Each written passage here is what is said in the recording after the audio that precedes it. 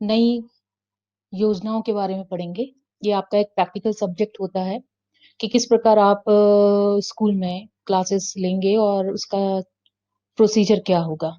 अभी जैसे आप लोग इंटर्नशिप के जरिए क्लासेस ले रहे हैं और स्कूल के समस्त प्रोग्राम्स जो भी उनके पार्ट हैं उनको सीख रहे हैं, तो क्लास में कैसे इसको पढ़ाया जाता है इसके बारे में विचार किया जाता है कि हम इसको कैसे लें। तो सबसे पहले किसी भी पार्ट को पढ़ाने के लिए हम कोई भी पार्ट या कोई इकाई लेते हैं या कोई सब्जेक्ट लेते हैं, उस सब्जेक्ट में जब हम पहला कोई इकाई लेते हैं पढ़ाने के लिए, तो हम उसको कैसे लेते हैं। एक इकाई मतलब कम से कम एक जो पार्ट है, जो पहला पार्ट है वो कम से कम 8 या 10 पेज का होता है। तो उस 8 या 10 पेज को हम संपूर्ण लेकर एक इकाई बनाएंगे पहले, कि हम उस 8 या 10 पेज में से हम कितने लेसन बनाएं, यानी हम कितने दिन का पार्ट पढ़ाएं कि बच्चे उस पार्ट को आसानी से अधिगम कर लें। तो सबसे पहले हम लेते हैं इकाई योजना की रूपरेखा, यानी पहले हम ये देखते हैं कि हमें इकाई योजना कैसे बनानी है। या आपके जितने भी इंटर्नशिप की डायरियां हैं या लेसन प्लान्स की डायरियां हैं, सबसे पहले आपका जो फॉर्मेट दिया हुआ है डायरीज में वो है इकाई योजना से संबंधित। तो सबसे पहले आप इकाई योजना बना देंगे। ये प्री प्लान होता है, इसको आपको पहले ही बना के तैयार करना होता है। इससे आपको ये ध्यान है कि आपने इस पार्ट में से इतने लेसन बनाने हैं और उसका आपको पार्ट को इतने दिनों में फिनिश करना है और उसका मूल्यांकन करना है, पेपर बनाना है, जैसे हमने शुरू में पहली क्लास ली थी ब्लूप्रिंट पेपर बनाने के लिए। तो आइए आपको बताते हैं कि कैसे इकाई योजना काम करती है, किस तरह वो रूपरेखा बनाई जाती है, किस तरह एक एक एस्पेक्ट को, एक एक कंटेंट को उसमें समाहित किया जाता है रूपरेखा के अंतर्गत, उसका फॉर्मेशन कैसे होता है, उसका निर्धारण कैसे होता है, वो हम बताते हैं। तो इसमें सबसे पहले हम इकाई का नाम या शीर्षक लेते हैं। जैसे उदाहरण के तौर पर मैंने लिया आणविक द्रव्यमान। तो आणविक द्रव्यमान जो इकाई की हमारा यूनिट का नाम है, एक यूनिट का जो नाम है फर्स्ट में, तो वो है, और वो 9th स्टैंडर्ड के बच्चों की साइंस की किताब है, केमिस्ट्री की, जिसमें हम पढ़ा रहे हैं। तो इसमें हमने ये देखा है कि मैंने जब इकाई का नाम लिया है आणविक द्रव्यमान, तो ये इकाई है। अब मुझे इसमें निर्धारित करना है कि मुझे इस यूनिट में से कितने लेसन्स बनाए हैं, यानी कितनी उप इकाइयां निकालनी है कि ये उप इकाइयां मैं इतने दिनों में पढ़ा के इसको फिनिश कर सकता हूँ, है ना। तो अब हम क्या करेंगे कि इकाई योजना को सब यूनिट्स में बांटेंगे, उसके पार्ट निकालेंगे, उसमें से हम कैसे पार्ट निकालना। तो मैंने उदाहरण के लिए आपको बोला था कि मैंने जो इकाई ली है वो है आणविक द्रव्यमान। ओके, तो हम आणविक द्रव्यमान से क्या करेंगे, पार्ट का इकाइयों में, उप इकाइयों में उसको कन्वर्ट करेंगे। तो सबसे पहला मैंने क्या करा कि मैंने चार, उस आणविक में से मैंने 4 पार्ट योजना का हमने उप इकाई निकाल ली। जैसे अणु, परमाणु, रासायनिक के संयोग के नियम, ये मेरा पहला उप इकाई होगी, यानी पहला पार्ट हो गया जो मैं पहले दिन में पढ़ाऊंगी। दूसरा मेरा है रासायनिक सूत्र, ये मेरा दूसरा टॉपिक है जो मैं दूसरे दिन पढ़ाऊंगी। तीसरा मेरा है आणविक द्रव्यमान व मोल संकल्पना, ये मेरा तीसरा टॉपिक है जो मैं थर्ड डे पढ़ाऊंगी। और लास्ट जो है द्रव्यमान संख्या, ये मेरा फोर्थ टॉपिक है, ये मैं फोर्थ दिन पढ़ाऊंगी। यानी मैंने अपनी इकाई को, जो कि आणविक द्रव्यमान से संबंधित थी, उसको 4 दिन में कंप्लीट करने की प्लानिंग कर ली है कि अब मैं उस 4 दिन में उसको कंप्लीट करूंगी। तो सबसे पहले जो मैंने ये 4 टॉपिक लिए हैं उसको कैसे समाहित करना है एक चार्ट में, एक फ्लो चार्ट दिया हुआ रहता है, एक चार्ट दिया रहेगा, उसमें कैसे हमें उसको समाहित करना है उसके बारे में हम सीखेंगे कि हमें लिखना कैसे है, यूनिट प्लान को अपनी डायरी में कैसे बनाना है। उसके बाद आगे हम लेंगे कि कैसे हम एक एक पार्ट को इसमें पढ़ा सकते हैं। तो सबसे पहले जो खाका तैयार किया जाता है, जो फॉर्मेट तैयार किया जाता है एक्सेल सीट के अंदर, तो वो इस प्रकार होगा कि जो पहला टॉपिक होगा, जो हम फॉर्मेट में समाहित करेंगे इनको, तो हमारे जो बिंदु हैं इसमें वो है विषय वस्तु विश्लेषण। तो पहला हमारा हेड है विषय वस्तु विश्लेषण, सेकंड है हेड उपिकाई व शिक्षण बिंदु, इसमें हमें उपिकाई लिखनी होती है। थर्ड हमारा है उद्देश्य व्यवहारगत परिवर्तन टॉपिक। चौथा है सहायक सामग्री। इस तरह आगे टॉपिक बढ़ते जाते हैं। तो सबसे पहले हम फॉर्मेट की तरफ ध्यान देते हैं। जो फॉर्मेट आपको डिस्प्ले हो रहा है इसमें दिखाया जा रहा है, तो इस फॉर्मेट के अकॉर्डिंग सबसे पहले जो मैंने विषय वस्तु विश्लेषण लिया हुआ है, विषय वस्तु विश्लेषण टॉपिक का नाम होता है जिस पार्ट को हमें क्लास में हस्तांतरित करना होता है, उस टॉपिक का ये नाम होता है। तो विषय वस्तु विश्लेषण उसे कहते हैं। तो मैंने 4 जो टॉपिक लिए थे, अणु परमाणु से संबंधित, रासायनिक सूत्र से संबंधित, आणविक द्रव्यमान से संबंधित और द्रव्यमान संख्या से संबंधित। तो ये चारों सूत्र जो लिए थे वो इसमें समाहित होते हैं। जैसे अणु परमाणु, आपको इसमें दिख रहा होगा कि सबसे पहले अणु परमाणु रासायनिक संयोग के नियम। तो मैंने जो ये पहला टॉपिक लिया है अणु परमाणु, मुझे उसे आ, एक दिन में पढ़ाना है। तो एक दिन में पढ़ाने के लिए इस टॉपिक को मैंने इसके भी उप विभाग किए हैं, जिसको हम शिक्षण बिंदु कहते हैं। हम पूरा का पूरा topic as it is theory के रूप में नहीं पढ़ा सकते कि आज हमने अणु उसके बता दिया, उसको भी हमें 3 भागों में डिवाइड करना होता है। तो मिनिमम जो स्टैंडर्ड नियम है वो है 3, यानी शिक्षण बिंदु कितने होने चाहिए, मिनिमम 3 होने चाहिए। तो इसको मैंने 3 भागों में डिवाइड किया है। सबसे पहले है द्रव्यमान संरक्षण का निर्माण, तो मैं पहले द्रव्यमान संरक्षण के निर्माण के बारे में बताऊंगी। उसके बाद दूसरा बिंदु जो है मेरा शिक्षण बिंदु, वह है स्थिर अनुपात का नियम, फिर मैं स्थिर अनुपात के नियम के बारे में बताऊंगी। उसी एक दिन में मुझे ये कंप्लीट करना है ना। तीसरा है मेरे पास परमाणु के प्रतीक। तो परमाणु के प्रतीक कैसे होते हैं मैं उसके बारे में बताऊंगी। तो ये मेरे 3 शिक्षण बिंदु हो गए हैं। तो 3 शिक्षण बिंदु के द्वारा मैं अपने ये जो मेरा टॉपिक है अणु परमाणु रासायनिक संयोग के नियम को कंप्लीट करूंगी। तो मैंने इसको और विश्लेषण कर दिया, इसका और टुकड़ों में मैंने इसको विभाजित कर दिया, जिससे इसको पढ़ने में और समझने में बहुत आसानी हो, बच्चे इसको अधिगम कर सकें, सीख सकें। जो पढ़ाया जा रहा है, जो जिस सब्जेक्ट को पढ़ाया जा रहा है उसके बारे में वो सोच सकें। तो ये हमारा जो सेकंड था जो बिंदु, इसका जो फॉर्मेट का वो था उप इकाई या शिक्षण बिंदु, तो मैंने इसको बांट दिया है। अब उसके बाद जो बिंदु है विदेश व्यवहारगत परिवर्तन। तो मैंने आपको पहले भी बताया कि हम लोग ब्लूम टैक्सोनॉमी को ले रहे हैं। ब्लूम टैक्सोनॉमी को इसलिए ले रहे हैं कि क्योंकि वो 3 बातों में ध्यान देता है, ज्ञानात्मक, भावात्मक और साइकोमोटर। 3 चीज होती है उसके पास, ज्ञानात्मक, भावात्मक और क्रियात्मक। क्रियात्मक को साइकोमोटर कहते हैं। तो वो व्यक्ति के ज्ञान, भाव और क्रिया तीनों को समाहित करके लेके चलता है। इसलिए शिक्षण बिंदु के अंतर्गत उसने क्या बताया है कि ज्ञान क्या है, अवबोध क्या है, उसका कैसे प्रयोग हो, ये इसके कुछ पार्ट्स होते हैं जो हमें प्रत्येक सेक्शन यानी पाठ योजना में इसको लिखना होता है। या आगे आप समझेंगे कि हम एक टॉपिक को लेके कैसे पढ़ाते हैं। तो मैंने क्या करा कि एक टॉपिक में 3 शिक्षण बिंदु निकाले और 3 शिक्षण बिंदु से संबंधित मैंने उद्देश्य निर्धारित किए। ये उद्देश्य निर्धारित किया मैंने कि जो मैं ये पाठ पढ़ाऊंगी वो बच्चा अधिगम कर लेगा, उसका प्रत्यास्मरण कर सकेगा, उसका प्रत्याभिज्ञान कर सकेगा, उसकी व्याख्या कर सकेगा, उसकी आलोचना कर सकेगा, उसको अपने जीवन में उपयोगी ला सकेगा, वक्त आने पर उसका उपयोग कर सकेगा, समझ सकेगा। ये मैंने ये कुछ उद्देश्य आधारित परिवर्तन रखे हैं। तो सबसे पहले जैसे ज्ञानात्मक, अब ज्ञानात्मक में 2 तरह के बिंदु सामने आते हैं। सबसे पहले जैसे प्रत्यास्मरण। प्रत्यास्मरण को हम लोग रिकॉल भी कहते हैं कि ये एक ऐसा अनुभव है कि बच्चा ज्ञान तो ले लेता है, फिर उसने उसको कैसे, जब कोई प्रश्न पूछता है कि अच्छा द्रव्य क्या होता है, तो वो रिकॉल यानी उसको रिकॉल करता है, प्रत्यास्मरण करके बोलता है अच्छा द्रव्य इसको कहते हैं। आपने देखा होगा कई लोग ऐसे बोलते हैं यार मुझे मतलब याद तो है पर मैं बोल नहीं पा रहा हूँ, पर मुझे जहन में पता है कि ये इसका नाम ये है, पर याद नहीं आ रहा, याद नहीं आ रहा। इस तरह के आपने एग्जाम्पल्स भी देखे होंगे कई बार स्टूडेंट बोलते हुए ना, समझाते हुए। तो ये इसको हम बोलते हैं प्रत्यास्मरण। तो ये क्या है, उसके पार्ट है, ज्ञान का क्या है, पार्ट है। ज्ञान के अंदर 2 ही बातों का हमें अध्ययन करना पड़ता है ज्ञानात्मक विषय में, प्रत्यास्मरण और प्रत्याभिज्ञान। तो प्रत्याभिज्ञान हम उस विषय वस्तु को कहते हैं जिसमें हम पहचान कर सकें। आपने देखा बहुत सारे कॉम्पिटिटिव एग्जाम देते हैं, उसमें कई टाइप्स के क्वेश्चंस आते हैं, वस्तुनिष्ठ प्रश्न जिसको हम कहते हैं। जैसे ऑब्जेक्टिव बेस आता है कि 4 में से किसी एक का चयन किया जाए या सत्य असत्य बताया जाए, ये इस तरह के प्रश्न इसके अंदर आते हैं। या मिलान पद के प्रश्न इसमें आते हैं। तो ये प्रत्याभिज्ञान है, हम इसको क्या कर रहे हैं, पहचान कर रहे हैं कि हमारे पास 4 ऑप्शन है, 4 में से कौन सा ऑप्शन सही है, ये प्रत्याभिज्ञान है। तो ज्ञान में इस तरह के वर्ड को लिया जाता है और इसी से संबंधित हमें वाक्यों की रचना करनी होती है अपने कंटेंट के अकॉर्डिंग।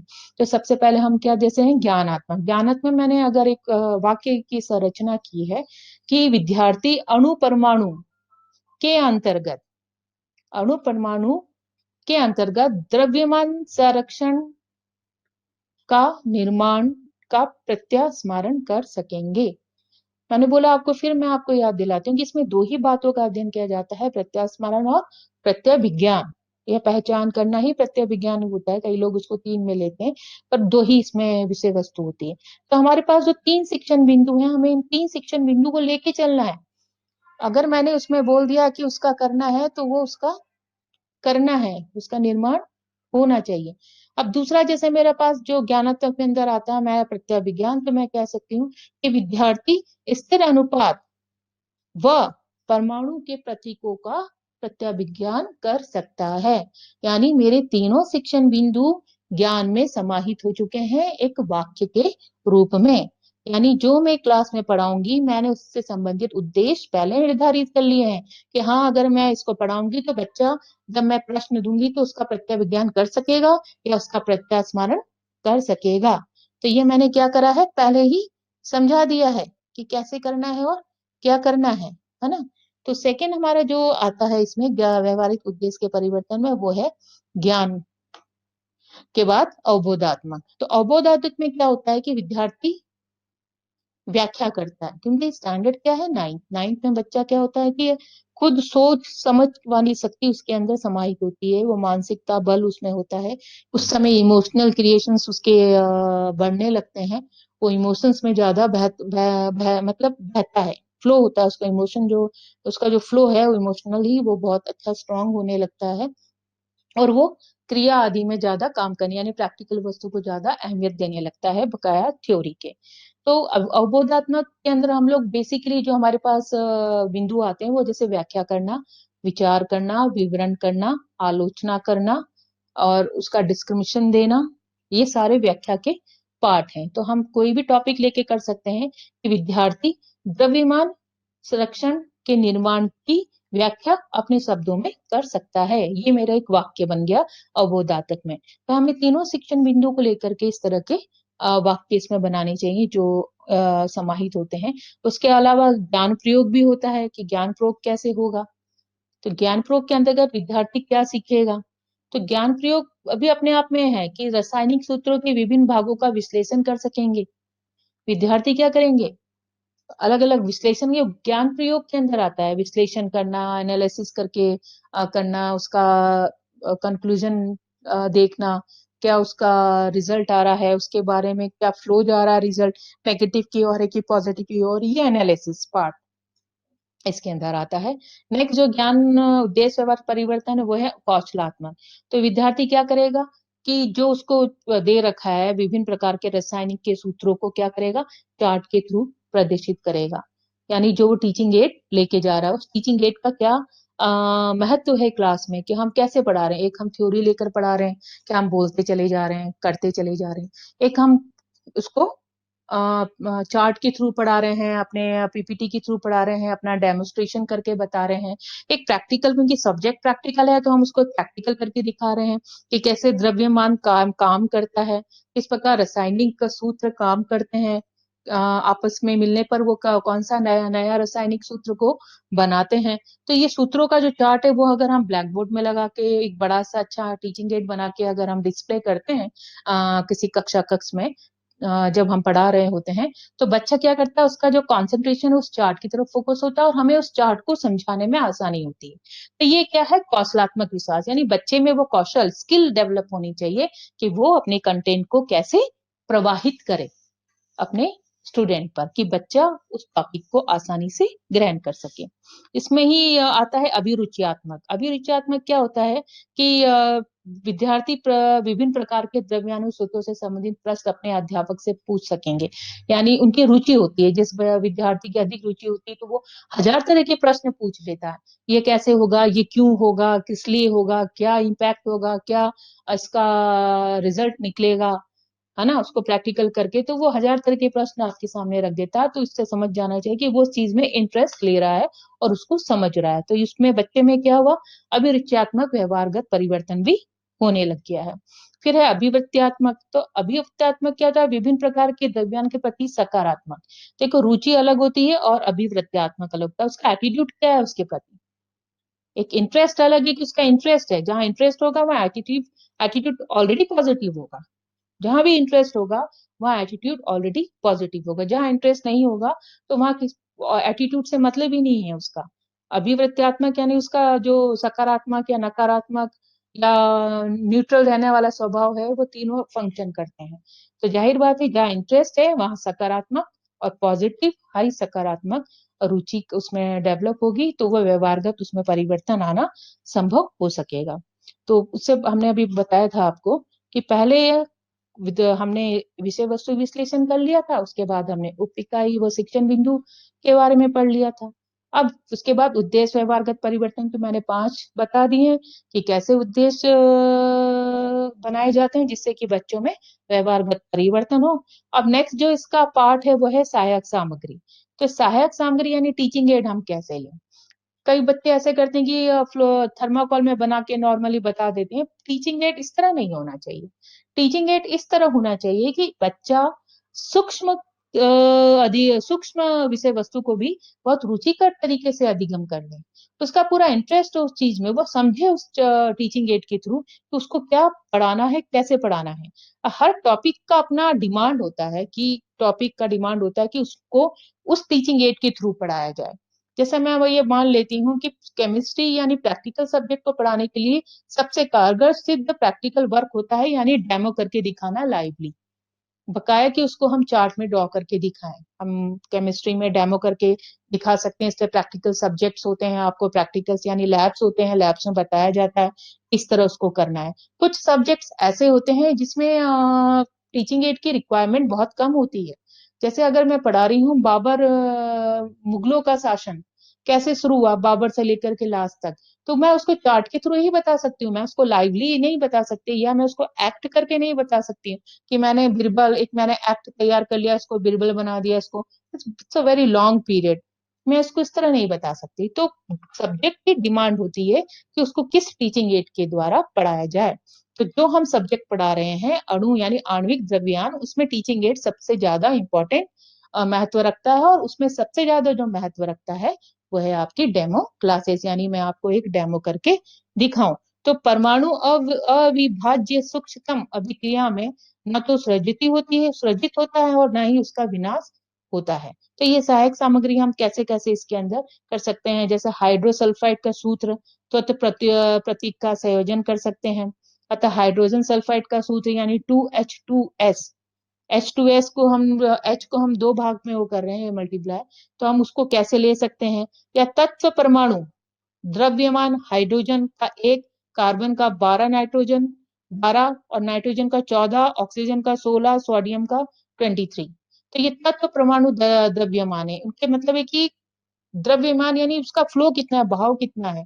हाइड्रोजन का कितना हम एटम ले इलेक्ट्रॉन, कार्बन का हम कितना ले, नाइट्रोजन का हम कितना ले, कि हम आणविक द्रव्यमान मोल संकल्पना को समझा सकें। ये इसका परमाणु द्रव्यमान होता है। सबका अपना अपना एक द्रव्यमान होता है। हाइड्रोजन का 1 होता है, कार्बन का 12 होता है, नाइट्रोजन का 14 होता है, ऑक्सीजन का 16 होता है, सोडियम का 23 होता है।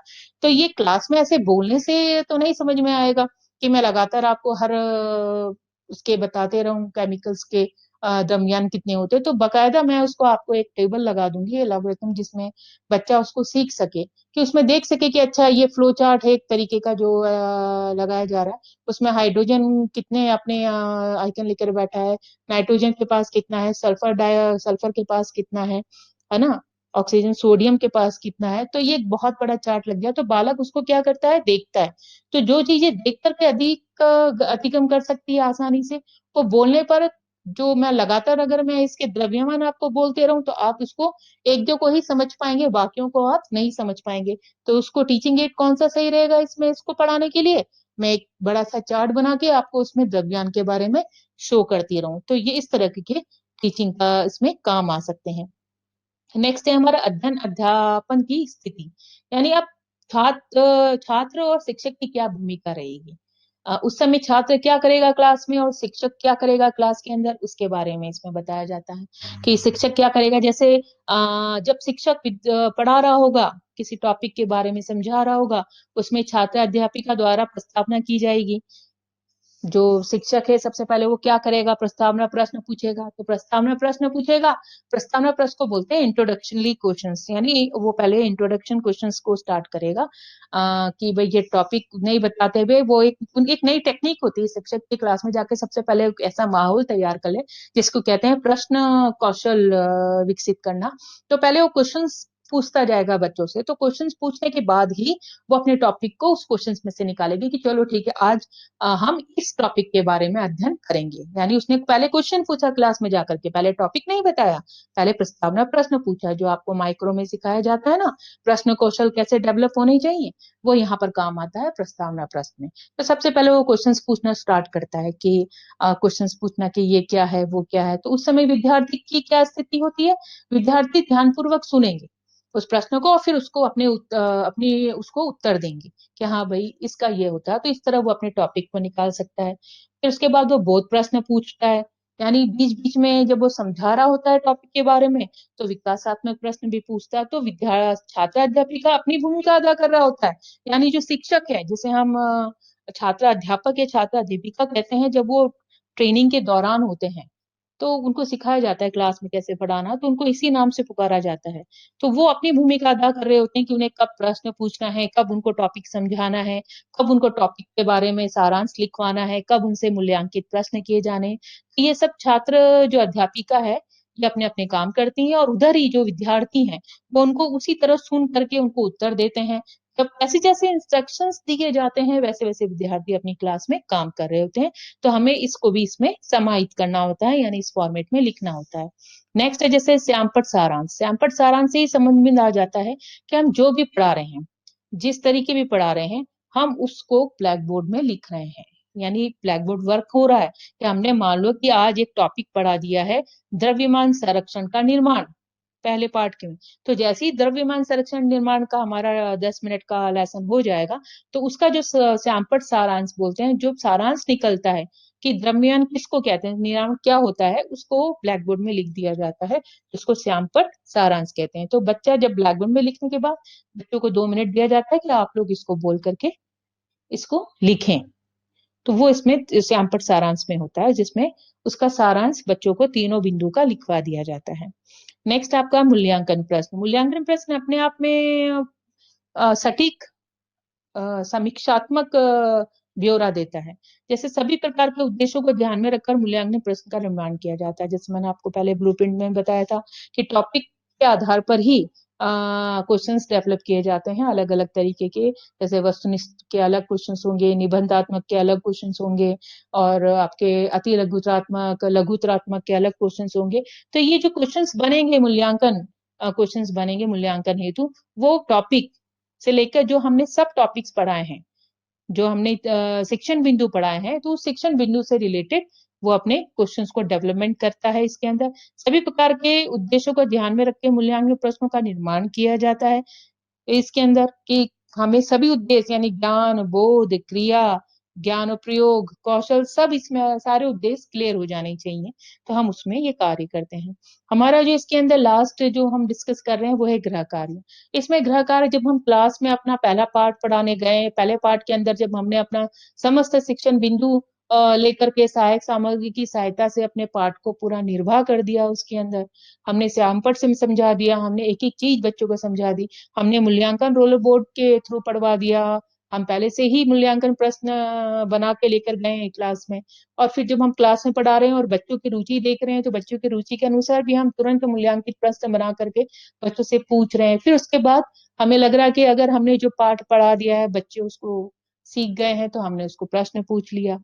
प्रश्न पूछने के बाद उसने जो आंसर दिया अगर वो मैक्सिम सही होता है तो हम हमारे जो हमने जो उद्देश्य निर्धारित किए थे हम उसमें सफल हो गए, है ना। तो ये इस तरह ये एक इकाई योजना है। तो इस इकाई योजना के अंदर वो समस्त क्रियाएं आ जाती हैं जो हमें इकाई से संबंधित पढ़ाना है। यानी हमें उसके अंदर अगर 4 लेसन लिए हैं तो 4 लेसन को हमको लास्ट में एक इकाई बनानी है, और उस इकाई के अंदर हमें उस चारों लेसन के बारे में संबंधित खाकों के अंदर इस तरह की हमें लैंग्वेज को लिखना होता है, जिसको हम कहते हैं इकाई योजना, है ना। अब इसी इकाई योजना से संबंधित एक पाठ का निर्धारण भी होता है कि किस तरह एक दैनिक पाठ योजना एक इकाई योजना के द्वारा चलती है।